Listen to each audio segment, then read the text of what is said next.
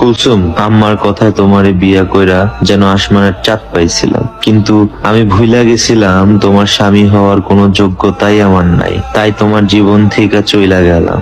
আম্মার লেখা দেওয়া সম্পত্তি গুলো আমি তোমারে দিয়া গেলাম, তুমি তোমার উপযুক্ত পাত্রকে বিয়ে করে সুখী হও আর কাবিনের ঠিকানা মতো ডিভোর্স লেটার পাঠাইয়া দিও।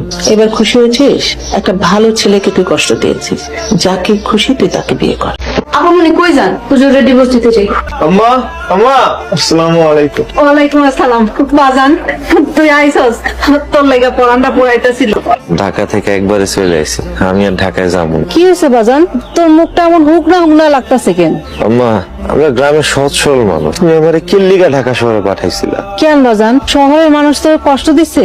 ও আমরা গ্রামের মানুষ, আমরা শহরে বসবাস করার যোগ্য না, তার আমগরে যোগ্য ভাবেও না। তোরে আর শহরে যাইতে দিব না, গ্রামে সুন্দর একটা মাইয়া দেখা তোরে বিয়ে করাই দিব।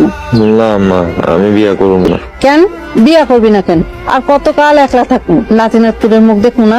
আমি বিয়া করছি। বিয়া করছোস? তাহলে বউ কই? বউ আহে নাই আর কোনোদিন আইবো না। কেমন মাইয়া বিয়া করছোস? আইবো না কেন? আমি গরিব, তার উপর আবার হুজুর মানুষ, তাই আইবো। যাই হোক আম্মা, আমার না অনেক ক্ষুধা লাগছে, তোমার সবকিছু কইতাছি, তুমি আমার একটু খাইতে দাও। তুমি কাঁদছো কেন?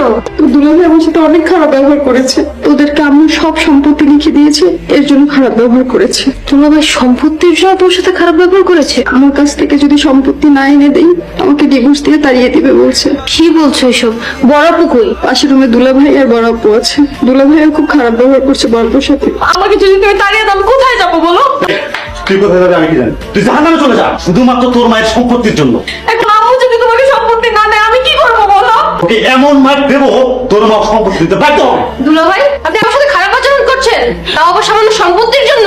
ভালো সস্তাইছো না? সম্পত্তি আমরা নেইনি, আম্মু নিজে আমাদেরকে দিয়েছে। তাহলে এক কাজ করো, ওই সম্পত্তি অন্য নামে লিখে দিতে, তা না হলে আমি তোমার বোনকে ডিভোর্স দেবো, ডিভোর্স। আপনি কোনো সম্পত্তি পাবেন না। আপু চলো, যে সম্পত্তির জন্য তোমার সাথে এরকম করতে পারে তার সাথে তোমার থাকতে হবে না। আমি যাও। রহিম, তুই কই যাস? আমার সরকার বাড়ির দিকে যেতেছিলাম। সরকার বাড়িতে কেন? ওই সরকার চাষের থেকে কিছু জমি বর্গা নিয়ে জমি চাষ করবো। তুই জমি চাষ করতে পারবি? আম্মা, আমার তো পারতে হইব, নিলে পেট চালামো কেন? আমি কাম করে যা পাই তাই মা পোলায় ভাগ করে খামু। আম্মা, তুমি সারাটা জীবন মানুষের বাড়িতে বাড়িতে গিয়া কাজ করে কষ্ট করে আমার মাদ্রাসায় পড়াইছো, তোমারে আমি আর কাজ করতে দিব না, আমি নিজে কাজ করে তোমারে খাওয়াবো, তোমার আর কোনো কাজ করা লাগবে না। দেহ পোলার কথা, মায়ের আবার কষ্ট কি? আম্মা, আব্বা মরে যাওয়ার পর থেকে তুমি অনেক কষ্ট করছো, তোমার এখন থেকে আর কষ্ট করতে হবে না। আমি এখন থেকে গরু পালবো, জমি চাষ করবো, হাঁস মুরগি সবকিছু পালবো, আর দেখবা আস্তে আস্তে আমার দিন ভালো হইব। আলহামদুলিল্লাহ, আল্লাহ ভরসা। আম্মা, তুমি আমার